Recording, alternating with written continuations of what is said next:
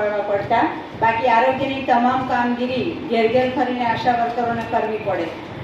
આપણે આંગણવાડીમાં બાળકો પણ સંભાળવાના અને સાથે સાથે આરોગ્યની કામગીરી, મમતા સેશન છે, રસીકરણની તમામ કામગીરી, પોલિયો આવે તો કામગીરી, બાળકોના વજન ઊંચાઈ ગ્રેડેશનની કામગીરી, આ તમામ આરોગ્યની કામગીરી આપણે પણ નિભાવીએ છીએ.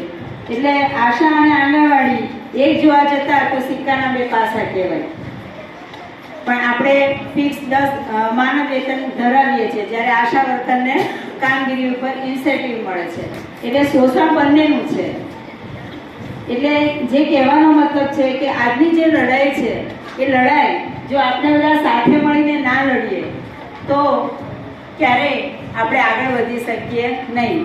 સામેનું જૂથ જ્યારે એવું હોય કે આપણા કરતાં પણ હાવી હોય તે વખતે આપણે પણ સામે આપણું જૂથ વધારવાનું, બળ વધારવાની જરૂર છે.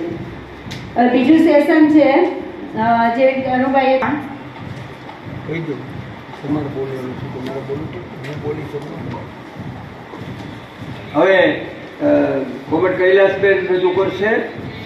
3 ભાગ છે. હવે તમે કાઢો બધા. તમને આપ્યું છે જે ડોક્યુમેન્ટ, એમાં કસ જો આટલું ધ્યાન રાખજો.